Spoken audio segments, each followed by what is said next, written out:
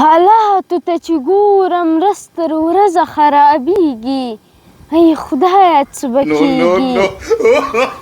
حالاتو ته چې ګورم ورځ تر ورځه خرابېږي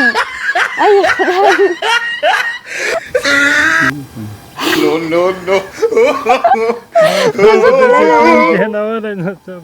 یو د لاوس خندا ورجوي چا ده ته الله که بخیر راځي یا کنه حالاتو ته چې ګورم ځئ یو دوه درې حالاتو ته چې ګورم خاله نه ته سره د خان حاله نه ته سره د خان نو بیا به فټینګ کې یاره ته اوس کلک پکې ناست دی څه وکړم په زور کې نه ولا سم خان ده پکې د سمای کې نه دا یو دوه درې حالاتو ته چې ګورم ورځ تر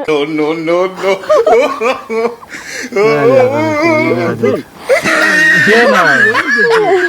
اوس تنګېږي